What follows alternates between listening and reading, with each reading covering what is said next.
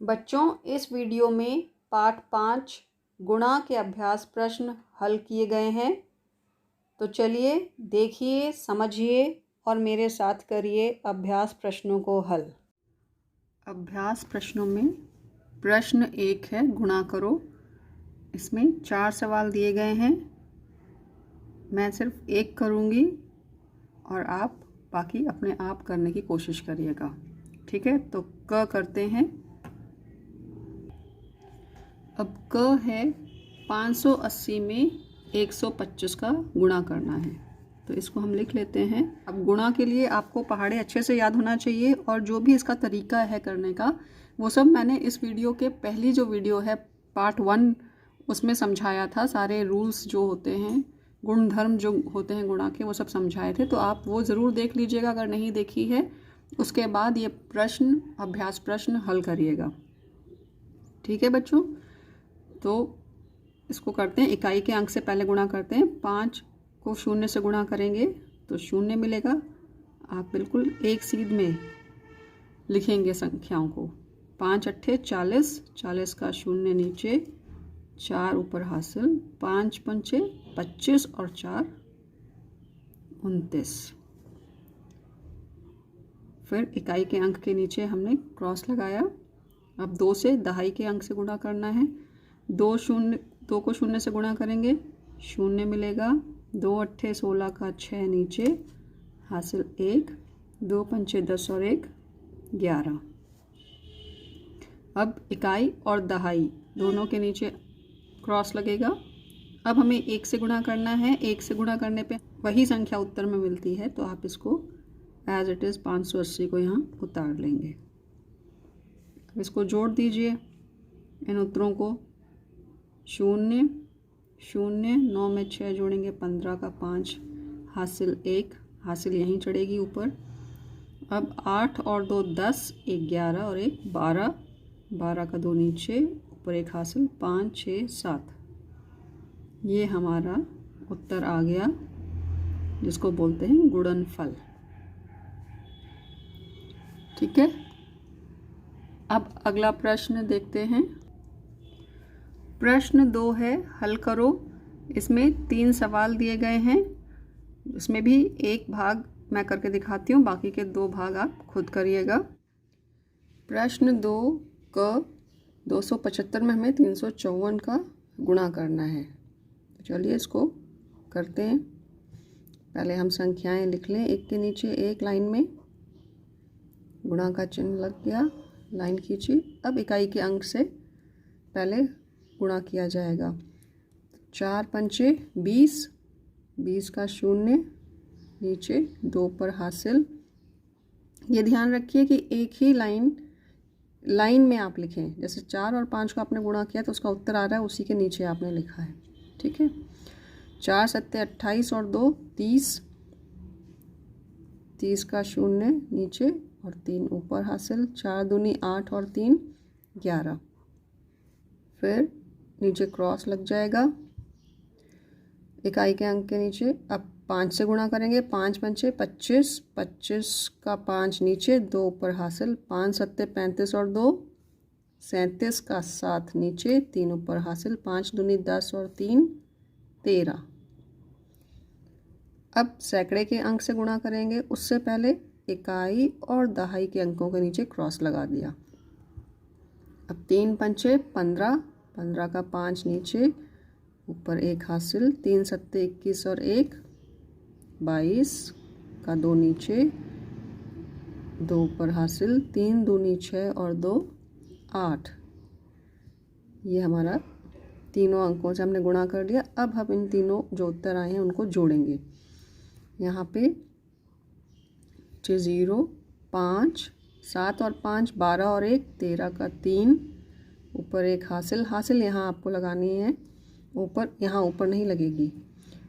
3 और 2 5 और 1 6 और 1 7, 8 और 1 9।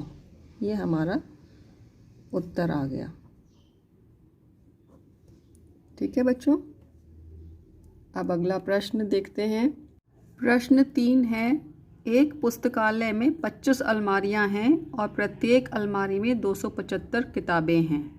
पुस्तकालय में कुल कितनी किताबें हैं? अब बच्चों यहाँ पर हमें एक अलमारी में किताबों की संख्या दी हुई है 275 और 25 ये बताया गया है कि पुस्तकालय में 25 अलमारियाँ हैं और हमें पूछा गया है कि पुस्तकालय में कुल कितनी किताबें हैं। तो जब हमें एक चीज़ के बारे में बताया जाता है और ज़्यादा चीज़ों के बारे में पूछा जाता है तो गुणा किया जाता है। तो चलिए इसको हल करें। तो वार्तिक प्रश्न हल करते समय हमें जो चीज़ें दी गई होती हैं, बताई गई होती हैं, वो पहले हम लिखते हैं। एक अलमारी में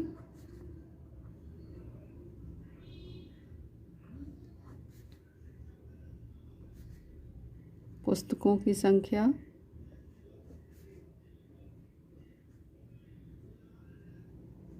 बराबर का चिन्ह लगा के 275, ठीक है। और हमें क्या बताया गया है? पुस्तकालय में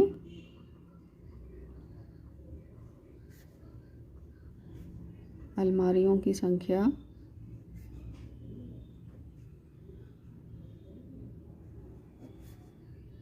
है बराबर का चिन्ह लगाएगा 25। अब पूछा गया है पुस्तकालय में कुल कितनी किताबें हैं, तो इसको भी लिखते हैं। पुस्तकालय में कुल किताबें, ये हमें पता करना है। बराबर का चिन्ह लगा के प्रश्न चिन्ह लगा दिया, ये पता करना है। कैसे पता चलेगा? जब हम एक अलमारी में पुस्तकों की संख्या को कुल अलमारियों की संख्या से गुणा करेंगे, ठीक है। 275 गुणा 25। अब इसको आप हल कर लेंगे लिख के ऐसे। और ध्यान रखिए कि अंक एक के नीचे एक लाइन में हो। अगर आगे पीछे लिखेंगे तो आपका सवाल सही नहीं होगा। अब इकाई के अंक से पहले हल करेंगे। 5 पंचे 25, 25 का 5 नीचे, 2 पर हासिल, 5 सत्ते 35 और 2 37 के साथ नीचे, 3 ऊपर हासिल, 5 दूनी 10 और 3 13। अब इकाई के अंक के नीचे क्रॉस लग गया। अब 2 से गुणा करना है। 2 पंचे 10 का 0 नीचे, 1 ऊपर हासिल, 2 सत्ते 14 और 1 15 का 5 नीचे, 1 ऊपर हासिल, 2 दूनी 4 और 1 5। अब से जोड़ेंगे 5 7 8 6। ये आ गई हमारी कुल किताबों की संख्या। तो अब उत्तर भी हमें लिख के ही बताना है। उत्तर लिखते हैं। अब नीचे उत्तर, पुस्तकालय में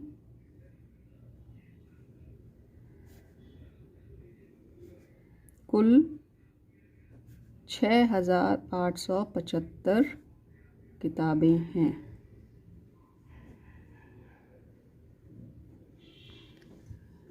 ये सवाल हल हो गया। अब अगला प्रश्न देखते हैं क्या है। प्रश्न 4 है, एक घड़ी का मूल्य 560 रुपये है, ऐसी ही 108 घड़ियों का मूल्य कितना होगा?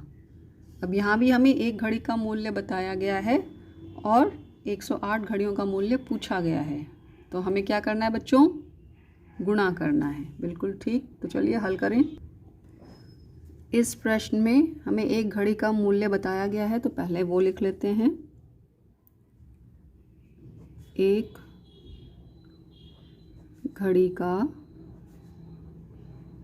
मूल्य बराबर का निशान लगा के कितना है? 560 रुपये। ये रुपए का चिन्ह है, ठीक है। अब पूछा गया है कि 108 घड़ियों का मूल्य कितना होगा, तो हम लिखते हैं 108 घड़ियों का मूल्य बराबर का चिन्ह लगा के प्रश्न चिन्ह है, ये पूछा गया है, हमें निकालना है। तो कैसे निकालेंगे? 108 को 560 से, जो कि 1 घड़ी का मूल्य है, उससे गुणा किया जाएगा। ठीक है, अब इसको यहाँ नीचे लिख के गुणा कर लीजिए। अब 0 से जब गुणा होती है कोई संख्या तो क्या मिलता है? 0 ही मिलता है। तो बस 0 0 0 लिख दिया। अब इकाई के अंक के नीचे क्रॉस लगाया। अब दहाई के अंक से गुणा करेंगे। 6 अट्ठे 48, 48 का 8 नीचे, 4 ऊपर हासिल। 6 को 0 से गुणा किया तो 0 मिलेगा, और उसमें फिर जब 4 जोड़ेंगे तो 4 मिलेगा। सीधी सी बात है, अगर 0 के ऊपर हासिल चढ़ी हुई है गुणा के सवाल में, तो जो हासिल है उसको आप नीचे उत्तर में लिख दें। ठीक है, 6 एकम 6। अब इकाई और दहाई दोनों के नीचे क्रॉस लग जाएगा। अब सैकड़े के अंक से गुणा किया जाएगा। 5 अट्ठे 40 का 0 नीचे और 4 ऊपर हासिल। अब 5 में 0 का गुणा करेंगे 0, और उसमें जब 4 जुड़ेगा तो 4 आ गया, और 5 एकम 5। अब इसे जोड़ देंगे। 0 8 4 6 और 4 10 का 0 नीचे 1 हासिल, और ये हो गया 5 और 1 6। आपका उत्तर आ गया है। उत्तर कितना है? 60,480। इसको हम नीचे लिखेंगे। अब उत्तर 108 घड़ियों का मूल्य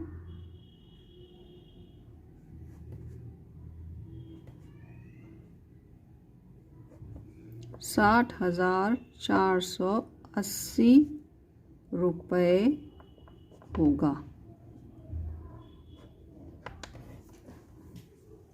ठीक है, ये हल हो गया सवाल। अब अगला प्रश्न देखते हैं। प्रश्न 5 है, 3 अंकों की सबसे बड़ी और 3 अंकों की सबसे छोटी संख्या का गुणनफल कितना होगा? तो चलिए अब इसका हल निकालें। तो 3 अंकों की सबसे बड़ी संख्या क्या होगी? 999, है ना। आपको बताया गया है, आपको पता होगा कि जितने अंकों की सबसे बड़ी संख्या चाहिए उतनी बार 9 लिख दिया जाता है। अगर 4 अंकों की चाहिए तो 4 बार 9 लिख देंगे, 5 अंकों की चाहिए तो 5 बार 9। ठीक है, तो 3 अंकों की सबसे बड़ी संख्या लिखते हैं पहले। 3 अंकों की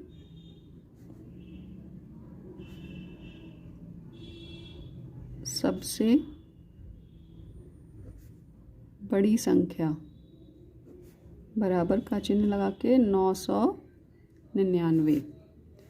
और 3 अंकों की सबसे छोटी संख्या क्या होगी? 100। वो भी लिख लेते हैं। 3 अंकों की सबसे छोटी संख्या, बराबर का चिन्ह लगा के 100। 3 अंकों की सबसे बड़ी संख्या और 3 अंकों की सबसे छोटी संख्या का गुणनफल निकालना है। तो 999 में 100 से गुणा कर देंगे। अब ये गुणधर्म, अब ये आपको पता है कि अगर लास्ट में 0 आता है तो आप उसको एज इट इज़ रहने दीजिए, और जो दूसरा अंक है उससे गुणा कर लीजिए, और जो उत्तर आएगा उसके लास्ट में उतने 0 लग जाएंगे। तो अब 1 से गुणा करें तो 999 को 1 से गुणा करेंगे तो 999 ही मिलेगा। लास्ट में 100 में 2 0 हैं तो 2 0 लग गए। ये आपका उत्तर आ गया। ठीक है, और इसी को अगर आप जैसे बताया गया है, सीखा है तरीका, उस तरीके से करेंगे तब भी यही उत्तर आएगा। देखिए, 0 से गुणा करने पे 0 मिलता है तो 0 आ गया। फिर इकाई के अंक के नीचे क्रॉस लगा दिया, फिर दोबारा 0 है तो फिर से 0 मिलेगा। फिर इकाई और दहाई के नीचे फिर से 0 क्रॉस लग गया। अब 1 से गुणा करना है तो 999 को जब 1 से गुणा किया जाएगा तो 999 मिलेगा। अब इसे जोड़ दीजिए तो आपका उत्तर आ गया 99,900। सेम उत्तर है।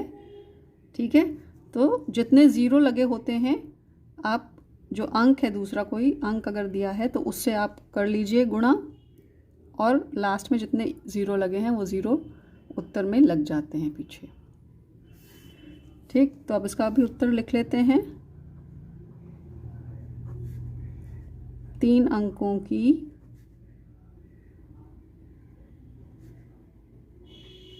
सबसे बड़ी व सबसे छोटी संख्या का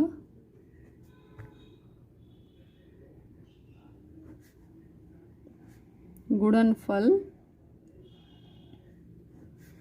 99,900 होगा।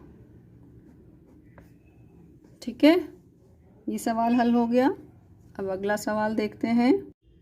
प्रश्न 6 है, यदि एक छत से वाटर हार्वेस्टिंग सिस्टम द्वारा 200 लीटर जल का संचय किया जा सकता है तो ऐसी ही 15 छतों से कितने लीटर जल का संचय कर सकते हैं।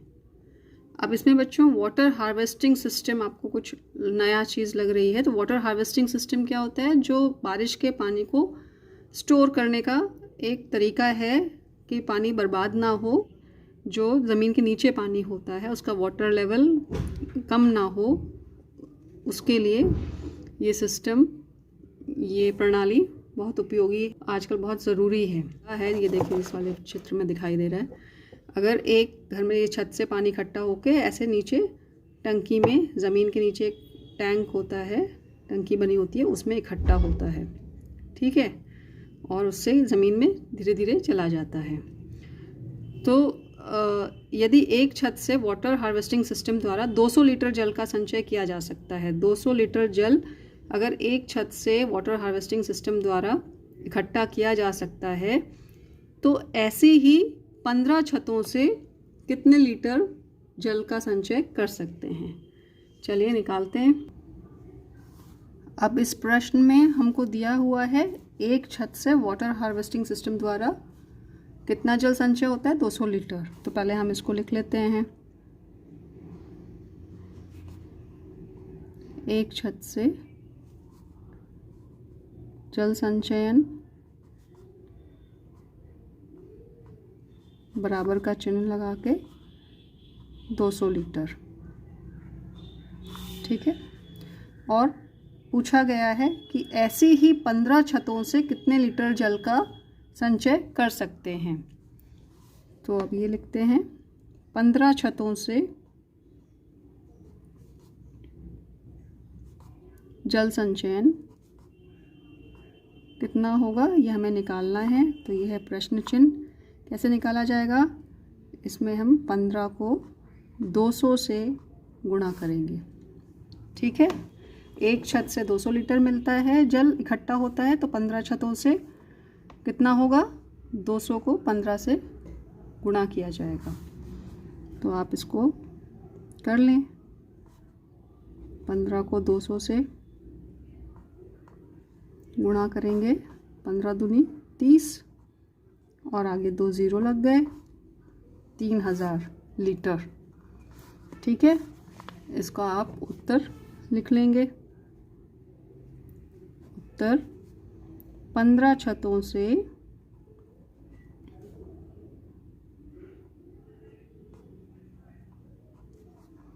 3000 लीटर जल संचित कर सकते हैं।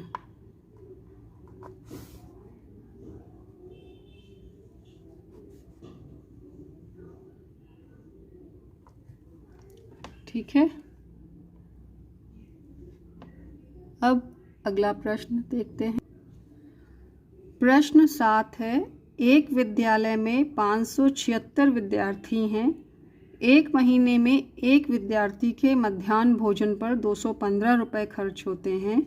बताओ एक महीने में सभी विद्यार्थियों पर कुल कितने रुपए खर्च होंगे। यहाँ पर हमें विद्यालय में बच्चों की संख्या दी है, टोटल कितने विद्यार्थी हैं 576, और एक महीने में एक विद्यार्थी के ऊपर बताया गया है कि 215 रुपये खर्च होते हैं, और पूछा गया है कि सभी विद्यार्थियों पर एक महीने में कुल कितने रुपए खर्च होंगे। तो चलिए इसको निकालें। अब इसमें पहले हम लिखते हैं विद्यालय में कुल विद्यार्थियों की संख्या, जो कि हमें दी गई है। विद्यालय में कुल विद्यार्थियों की संख्या कितनी है? 576। ठीक है। अब उसके बाद हमें क्या बताया गया कि एक महीने में एक विद्यार्थी के मध्याह्न भोजन पर 215 रुपये खर्च होते हैं। तो ये भी हम लिख लेते हैं। एक महीने में एक बच्चे के ऊपर खर्च 215 रुपये। अब हमें निकालना है कि सभी विद्यार्थियों पर कुल कितने रुपए खर्च होंगे। तो आप लिखेंगे एक महीने में सभी विद्यार्थियों पर खर्च, बराबर का चिन्ह लगा के कुल विद्यार्थियों की संख्या से एक बच्चे के ऊपर जो खर्च हो रहा है 215 रुपये, वो गुणा कर देंगे। ठीक है। तो यहाँ पे लिख के करते हैं, नीचे इसको हल। 576 को 215 से गुणा। 5 अंक 30, 30 का 0 नीचे, 3 ऊपर, 5 सत्ते 35 और 3 38 का 8 नीचे, 3 हासिल, 5 पंचे 25 और 3 28। अब इकाई के अंक के नीचे क्रॉस लगा लेंगे। दहाई के अंक से गुणा होगा, 1 से गुणा होगा तो क्या मिलेगा? वही संख्या मिल जाएगी। तो आप 576 यहाँ लिख लेंगे। अब इकाई और दहाई के नीचे क्रॉस लग गया। अब सैकड़े के अंक से हम गुणा करेंगे। 2 छंग 12, 12 का 2 नीचे, हासिल 1, 2 सत्ते 14 और 1 15 का 5 नीचे, हासिल 1, 2 पंचे 10 और 1 11। अब इसको जोड़ देंगे। 0, 8 और 6 14 का 4 1, 8 और 1 9 और 7 16 और 2 18 का 8 1, 5 और 5 10, 2 12 और 1 13 का 3, 1 हासिल 2 1। तो ये हमारा कुल खर्च आ गया कितने? 1,23,840 रुपये। अब इसको यहाँ लिखते हैं उत्तर। एक महीने में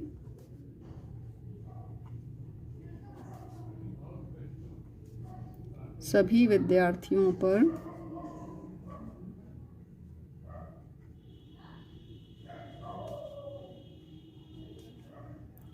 कुल खर्च, एक महीने में सभी विद्यार्थियों पर कुल 1,23,840 रुपये खर्च होंगे।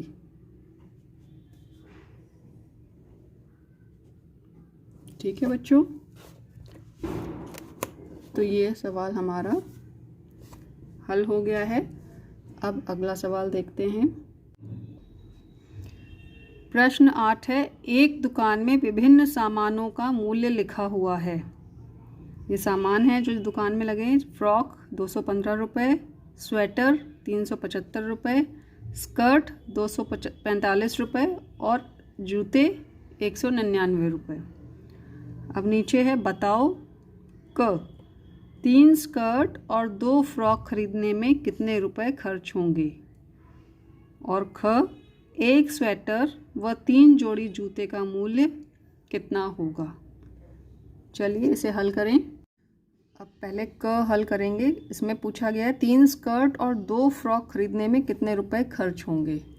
तो हमें 1 फ्रॉक और 1 स्कर्ट का मूल्य पता है, तो हम यहाँ लिख लेते हैं 3 स्कर्ट खरीदने में खर्च, बराबर का चिन्ह लगाया। तो 1 स्कर्ट का मूल्य हमें पता है कितना है, 245 रुपये। 3 स्कर्ट खरीदने में खर्च 245, जो कि 1 स्कर्ट का मूल्य है। इसको 3 से गुणा कर देंगे। ठीक है, अब गुणा करेंगे तो क्या उत्तर आएगा? 3 पंचे 15 का 5, हासिल 1, 3 चौको 12 और 1 13 का 3, हासिल 1, 3 दूनी 6 और 1 7, 735 रुपये की 3 स्कर्ट्स आएंगी। अब दूसरी चीज़ हमें जो निकालनी है 2 फ्रॉक, तो इसको भी लिख लेते हैं। 2 फ्रॉक खरीदने में खर्च बराबर का चिन्ह लगाया। देखिए एक फ्रॉक का मूल्य है 215 रुपये, तो 2 फ्रॉक का कितना होगा, 215 को 2 से गुणा कर देंगे। अब इसको हल कर लेते हैं। 2 पंचे 10, 10 का शून्य नीचे, 1 हासिल, 2 एकम 2 और 1 3, 2 दूनी 4, 430 रुपये की 2 फ्रॉक आएंगी।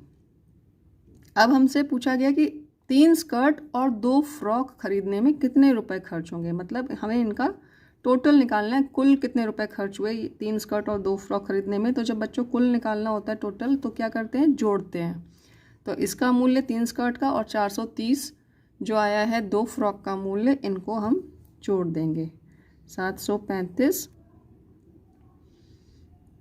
430 कितना आया, 5 6 7 और 4 11। ठीक, अब हम लिख लेते हैं 3 स्कर्ट और 2 फ्रॉक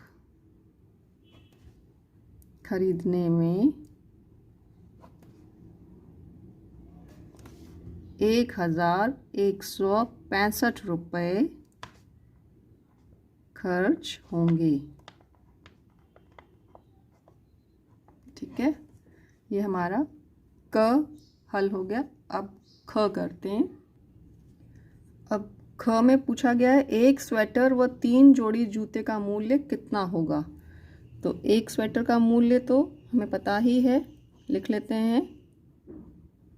1 स्वेटर का मूल्य कितना है, 375 रुपये, 375 रुपये। और 3 जोड़ी जूते का मूल्य, तो ये हम निकाल लेंगे। एक जूते का मूल्य, हमें एक जोड़ी जूते का मूल्य बताया गया है, 3 जोड़ी जूते का निकालना है, तो ये निकाल लेंगे 3 से गुणा करके। तो यहाँ लिख लेते हैं 3 जोड़ी जूते का मूल्य बराबर का चिन्ह लगा के, एक जोड़ी जूते का है 199, तो 3 जोड़ी का होगा 199 को 3 से गुणा कर दिया जाएगा। ठीक है, हल करेंगे। 3 निम 27 का 7 ऊपर हासिल 2, 3 निम 27 और 2 29 का 9 हासिल 2, 3 एकम 3 और 2 5, 557 रुपये के 3 जोड़ी जूते मिलेंगे। अब क्योंकि हमें 1 स्वेटर और 3 जोड़ी जूते दोनों का मूल्य बताना है, तो अब इन दोनों को जोड़ देंगे। 375 और 597, इसको हम जोड़ते हैं। 7 और 5 12 हासिल 1, 9 और 7 16 और 1 17 का 7 नीचे, 1 ऊपर हासिल 5 और 3 8 और 1 9, 972 रुपये कुल खर्च हो गए। तो यहाँ उत्तर लिखते हैं 1 स्वेटर और 3 जोड़ी जूते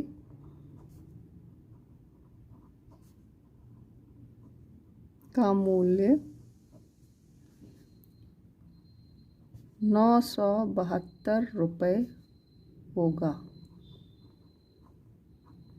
ठीक है, ये हमारा सवाल हल हो गया। अब अगला प्रश्न देखते हैं। प्रश्न 9। प्रश्न 9 है, इन संख्याओं के आधार पर गुणा से संबंधित इबारती प्रश्न बनाओ। क 625 और 125, ख 777 और 205। अब इन संख्याओं को लेकर आपको गुणा से संबंधित इबारती प्रश्न बनाने, जैसे अभी तक आपने हल किए हैं, तो आप बना सकते हैं। जैसे क में दी हैं संख्याएं 625 और 125, तो उसके ऊपर आप प्रश्न बना सकते हैं। एक दुकान में टॉफ़ी के 625 पैकेट हैं। एक पैकेट में 125 टॉफ़ियाँ हैं। दुकान में कुल कितनी टॉफ़ियाँ हैं? ठीक है। और भी आप इसके अलावा अपने मन से बना सकते हैं, अपनी कल्पना से कोई भी प्रश्न बना सकते हैं। दूसरा जो संख्या दी है 777 और 205, तो इसका प्रश्न बना सकते हैं। जैसे एक विद्यालय में 777 विद्यार्थी हैं। अगर एक विद्यार्थी को 205 रुपये छात्रवृत्ति दी जाती है तो सभी विद्यार्थियों को छात्रवृत्ति देने में कितने रुपए खर्च होंगे? इस तरीके से आप अपने मन से भी कुछ भी इबारती प्रश्न बना सकते हैं। तो बच्चों, इस पाठ के अभ्यास प्रश्न हमने हल कर लिए हैं। और एक चीज़ आपको पता होगी कि जब भी आप कोई प्रश्न हल करते हैं तो उसका उत्तर आप जांच सकते हैं कि सही आया है कि नहीं। आपकी पुस्तक में पीछे की तरफ उत्तरमाला दी हुई है। ये देखिए, उत्तरमाला आपके किताब में दी गई है, एक पेज नंबर 141 में है। और इसमें पाठ 1, पाठ 2, पाठ 3 इस तरीके से सारे पाठों के जो प्रश्न दिए गए हैं, अभ्यास प्रश्न, उसके उत्तर दिए गए हैं। तो आप कोई भी एक प्रश्न हल करें, उसके बाद आप जांच लें पीछे उत्तरमाला में देख के कि आपका जो उत्तर आया है वो सही है या नहीं। तो इससे भी आपको एक आइडिया लग जाएगा कि आपका उत्तर अभी सही नहीं है, तो आप दोबारा से उसको हल करिए। ठीक है। अभी जैसे हमने पाठ 5 किया है, तो पाठ 5 142वें पेज पर ये दिया हुआ है, ये दिया है पाठ 5, और ये सारे प्रश्नों के उत्तर दिए हुए हैं। ठीक है। तो अभ्यास करते रहिए। गणित में अभ्यास बहुत ज़रूरी है। अभ्यास करते रहिए और स्वस्थ रहिए, खुश रहिए।